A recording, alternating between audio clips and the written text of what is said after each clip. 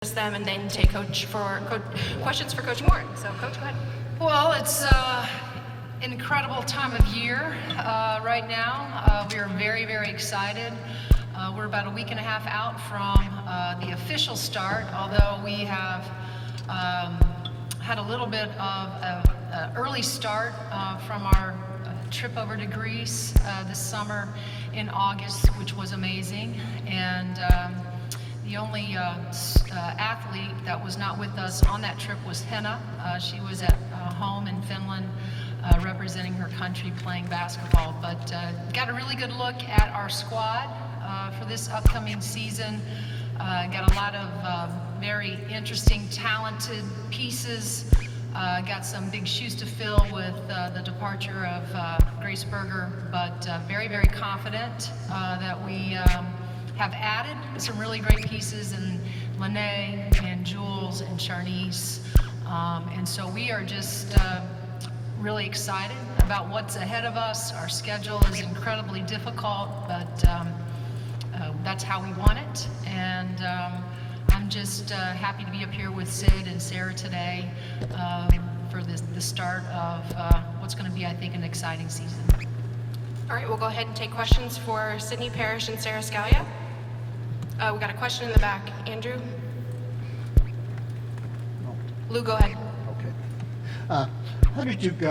How long did it take you to get over the feeling of disappointment of losing to Miami in the home playoff game, when you had such optimistic feelings going into the tournament?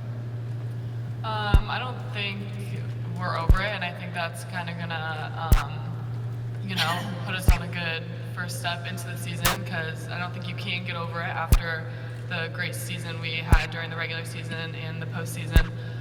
So I really, for me at least, I'm not over it. People still mention it a lot, and it kind of hurts. So I think that'll just be another thing that drives us through the season. Amanda? For either or both of you, what are the biggest things that you were able to take away from that trip to Greece over the summer from a basketball standpoint? Sara, do you want to start? I think, it just helped bring our team together, not only on the court, but off the court too, just spending a lot of time together. And it was just a good start to be able to play with, the team that we're about to play with this year, and just kind of get to know each other more and build that chemistry. Sydney, do you want to add? Just going off of Sara, I think it really helped our team chemistry more than anything. Obviously it's important to play together on the court, but getting really close with the freshmen and the transfers coming in, I think that was really what's going to separate us from kind of what we started with last year compared to this year. Robbie, when you get the mic, go ahead. Yeah, for both Sydney and Sara. IU women's basketball, I think it's 8 consecutive 21 seasons now, 5 consecutive tournaments, 2 Sweet 16s and Elite 8. What's it been like to be a part of sort of like the group that took IU women's basketball to the national stage, and why do you think it has happened? It's definitely something like really special to be a part of. What we do here is not like many other schools. And we put in the work to get to where we have been. It's not just lucky that we win that many games a year. So it's good to see like the work that our team puts in pay off as we go into the season. Going off of that, I just think that players like Grace Berger and Mackenzie Holmes, they kind of set the foundation. And me and Sara came in as transfers last year, so I think we're lucky that our staff and kind of those players that built it for us, and we just kind of joined the ride last year. So it's been really fun for us to be a part of such a special group and a special program. Zach? Zach Osterman, Indianapolis Star. For either of you, kind of following on from that, when you bring in transfers, when you bring in obviously accomplished high school recruits, I guess basically what's the process of helping them understand where the expectation level is when you talk about players that came before who set a foundation and now you're building on that? Basically, how do you pass that on? I think that our coaching staff does a really good job in the recruiting process, letting them know what our standards are in this program, and they come in, knowing what work needs to be put in and what needs to be done on the court and off the court. So I really think it starts from our coaching staff and how they recruit and who they're recruiting.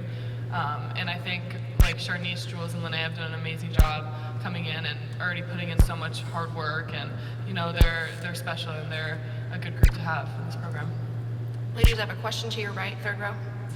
Guys, both of you second seasons here. How comfortable are you guys going into this season as opposed to last season, especially after the way things ended last year? A lot more comfortable this season. We had 7 new girls last year come on the team, so I think we're all just super nervous. We really didn't know what to expect. We had never played together. We had a lot of injuries last summer, so this summer just, like going to Greece helped a lot, playing with each other, those extra practices we got, and just getting to know each other more on a personal level. I think we're a lot more comfortable going into this season, and we're really excited. Todd. Todd Golden, CNHI, Sydney and Sara, you can both address this. I mean, as Sydney said, I mean, the focus is always on the end of the season. That's what lingers. But the vast majority of what this team did last year was positive. So how do you take that and contextualize that and build on that while also kind of feeding off the hunger a little bit of the end too?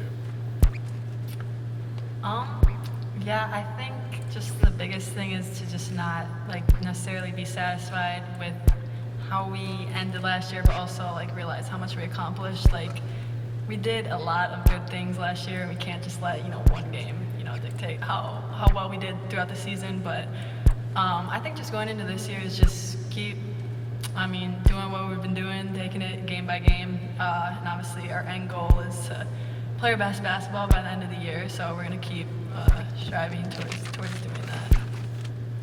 Seth. For either of you, just coming off the season and career that Mackenzie's already had, just how did you see her kind of approach the off season, and how much do you think she's capable of this year?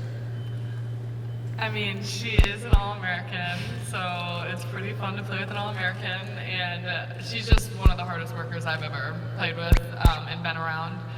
She's always in the gym, whether that's extra conditioning, extra lifting, extra workouts, making sure her body is healthy, being in the training room. So she definitely is a very, very special player, and I'm just really excited to see how she plays this year with us. And I mean, we're couldn't be more grateful to have her on the court with us for another year. So thank you, Mackenzie, for coming back.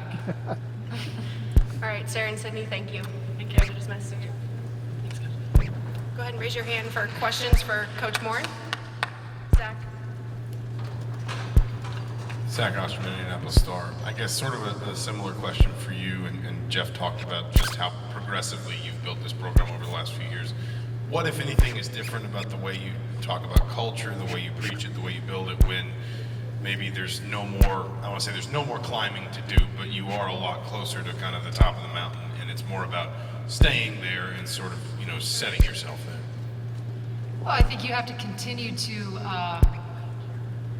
be able to articulate to recruits, prospects, how we got here, and what we believe that are the standards in our program, and why we are to the place that we are.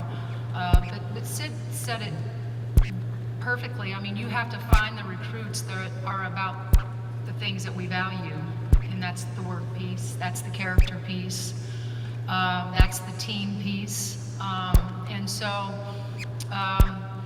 It's, as we all know, in athletics, it's one thing to build it, it's another thing to sustain it. So recruiting has changed for us in terms of the talent pool that we're now recruiting.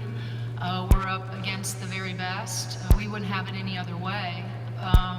But we still are who we are. We're the team that has always prided itself in its work ethic. We're the team that will continue to play with the chip on its shoulder.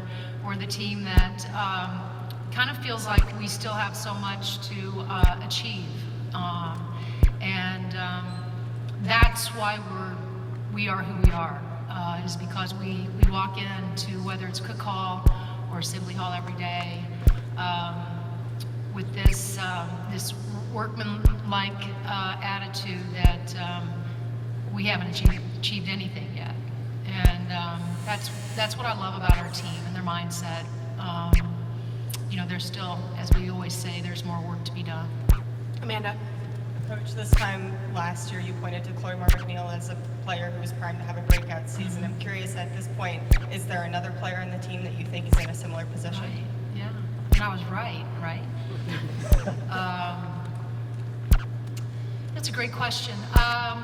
You know, I don't know that I feel like, you know, with the returners that we have, the experience that we have, the vets that we have, here's what I do know. The 3 that we brought in, those new kids, are going to have to help us. And they're going to have to grow up quicker than normal.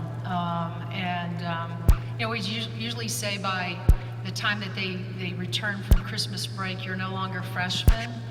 You know, you gotta be wiser and you have to grow up faster. But you know, I think we're going to need the 3 of them from the beginning, right out of the gates, to show up and give us really good minutes. And I think they're capable of that. Coach, question right in front of you in the back. Hey Coach, Mason Hornetsky with WHS 11 in Louisville.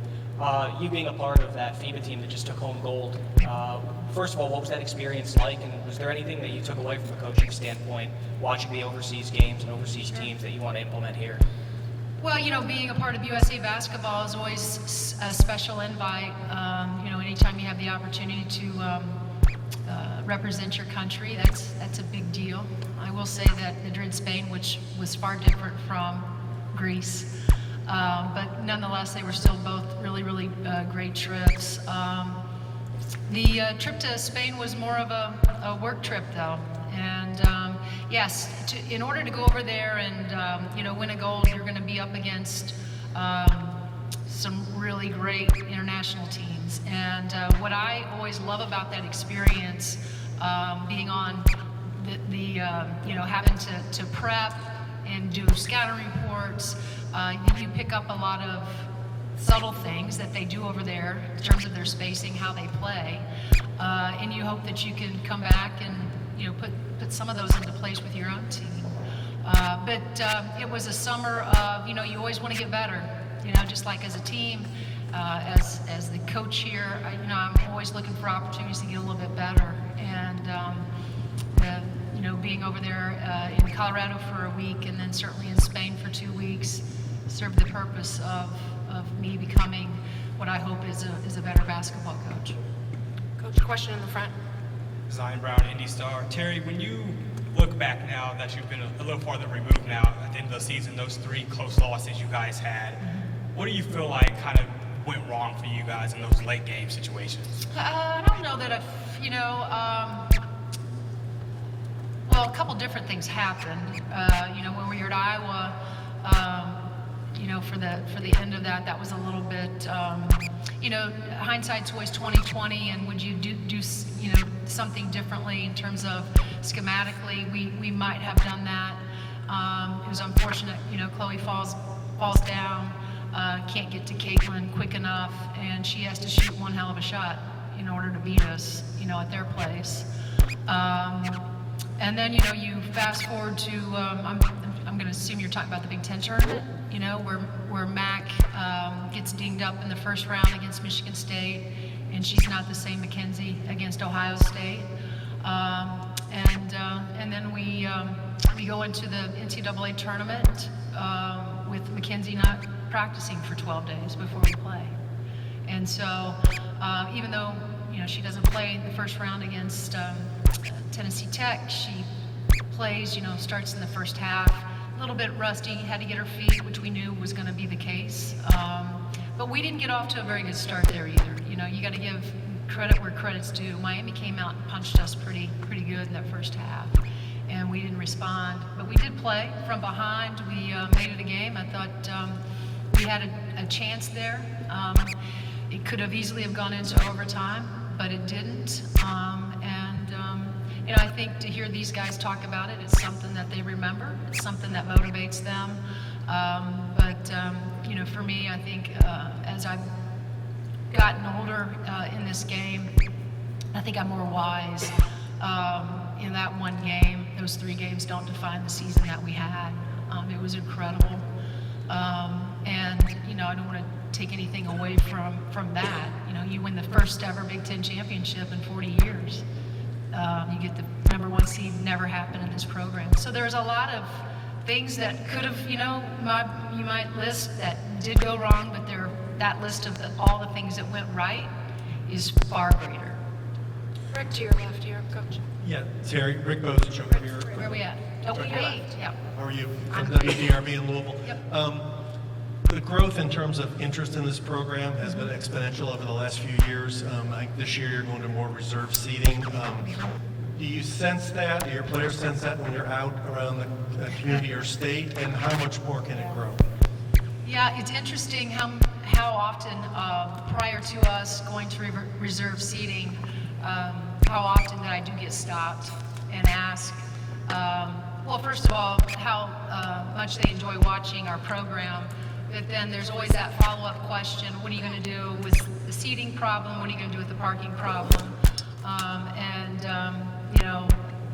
As I always tell them, I have a bigger job, and that's to coach women's basketball, and I will take their concerns elsewhere.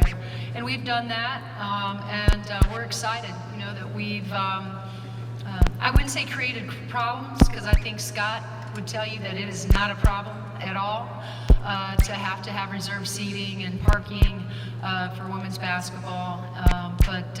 It did become a little bit of an issue because our fans, we try to get down here and warm up, and 90 minutes prior to tip-off, there's a line of people that are trying to hustle down here to get great seats.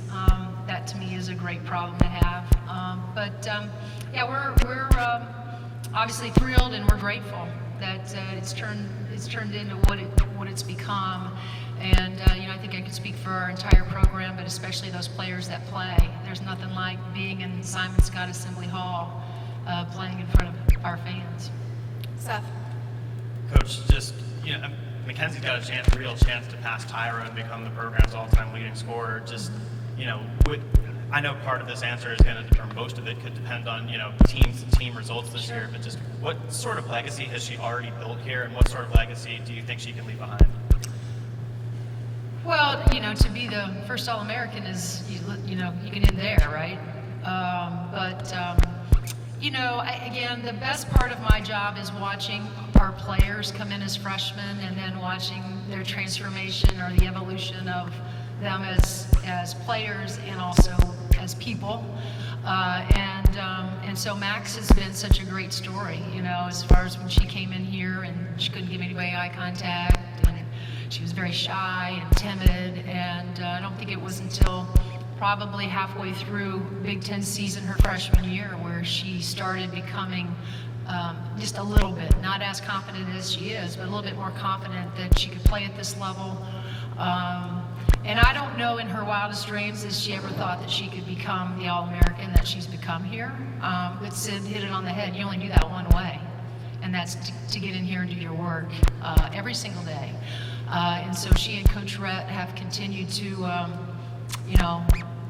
every day, days off, there's no such thing for Mackenzie. And so she should be really, proud of herself. I know I'm extremely proud of her, not for the player that she's become, for the person that she's become, and how she's gone about, her work. And she's a pure example of there's no secret sauce to any of it.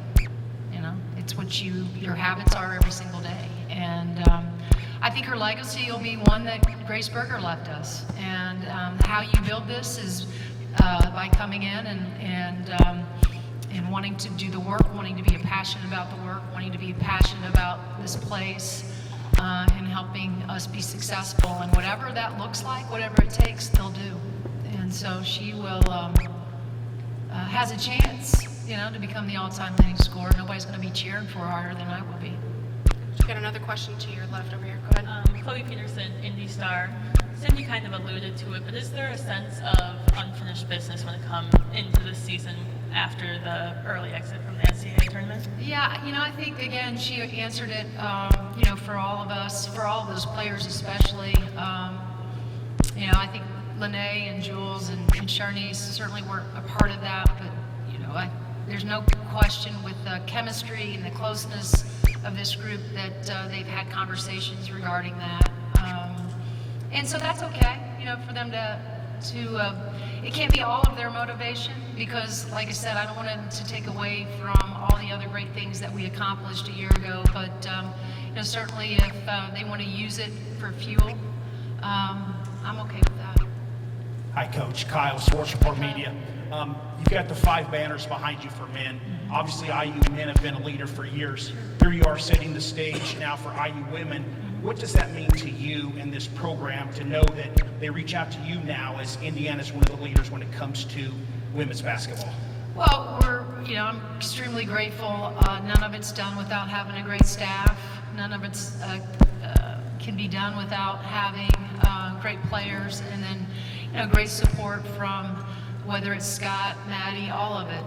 Lo, Kevin, our strength conditioning, coach, Ben, our athletic trainer. I mean, it takes a small village to do something, like we've been able to do, and I'm so grateful for all those people.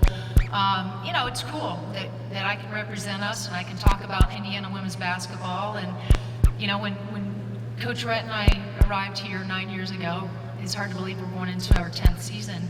We always said we wanted to, the tradition had always been on the men's side, and we wanted to build our own tradition. So when people spoke of Indiana basketball, it wasn't exclusive just to men's basketball.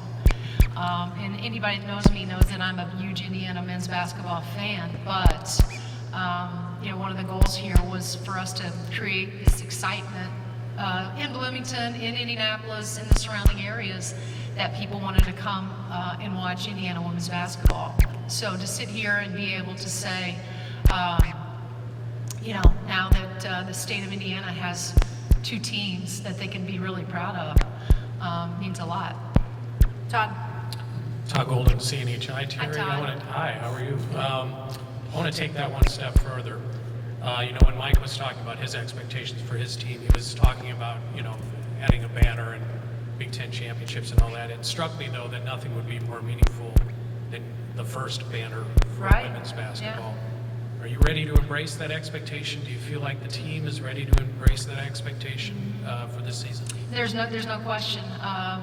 I said it a year ago, I think at Hoosier Hysteria, that we wanted, one of those back there, and I'll, continue to say it. We've been so close. Anytime that you have the opportunity to get to a Sweet 16, get to an Elite 8, the way we have, and you realize it's just that one game. You're playing for a Final Four, you're playing for a national championship, and so. We've tasted it, if you will. We know what it takes to get there, there's no question that we have everything we need in order to be able to do that, to win a national championship. And so I think everybody's excited. I think maybe pundits, on the outside, maybe Grace Berger's. Those are some huge shoes to fill, but no, I still really, really like our pieces, and. I'll bet on these guys, knowing what by seeing what I've been able to see with them inside of practice. I do think we have a chance. Elsie. Elsie Norton, SB Nation. Just going through the transfer portal process, what really stood out to you about Charnice, just her game, who she is as a person? Yeah, I think one of the concerns for us was how do we how do we protect Mac a little bit? In terms of her reps, and so I think going out and finding a post player that can come in like Charnice. Obviously, she was a terrific player at UT Martin, and has the statistics to back some of that up. But I really feel like we needed to have another post player that could come in and not just help us, but take some of those reps away from Mackenzie. And I think Mac's back there, she's not going to like to hear that. But the reason is because we know that the last 2 years, Mac has battled some issues or injuries down the stretch. And so I'm not going to call it load management. but I will say that we're going to have to try to protect Mac as well as we can in practices, long practices. This is a long season, and a lot of those reps are going to be, going to Charnice. And so I think you're going to see a young lady in Charnice that's going to continue to improve inside of our program and really, really help us. But great kid. She and Chloe played summer ball together, so good friends there. Another kid from the Tennessee area. So we're excited. She has a tremendous upside to her. Zach? And Zach Oster again, Indianapolis Star, asking about another player specifically, Yarden.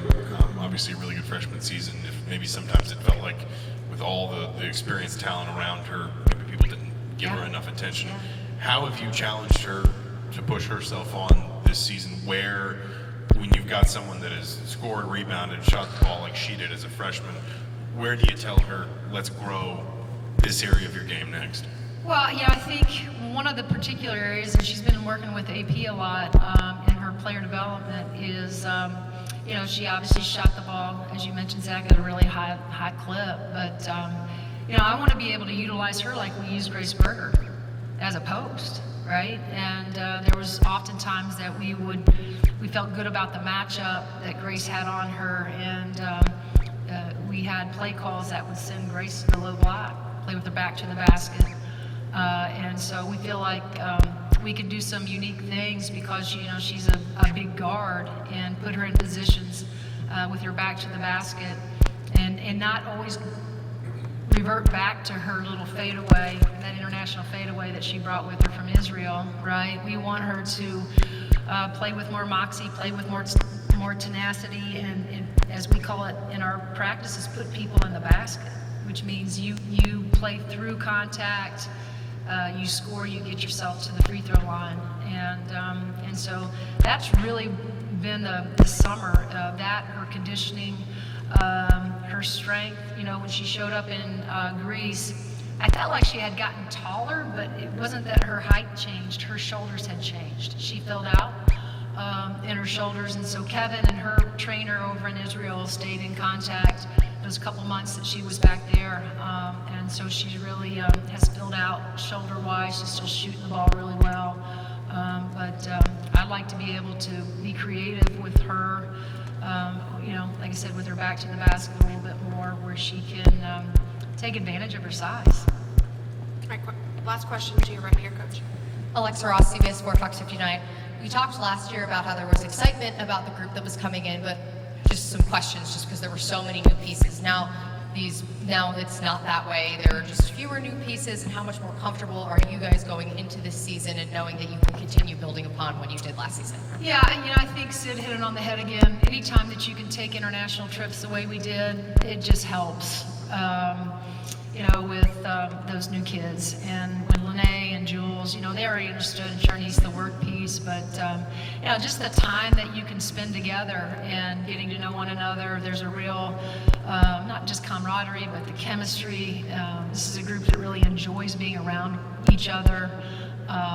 We just had a recruit in over the weekend, and it's not often that they left my house to go and I think get ice cream or do something. It's not often that you have your entire team do that, right? It's usually the host and maybe 2 or 3 other teammates, but the entire team went. And so that's unusual, especially when you have some older kids like we have with Mac.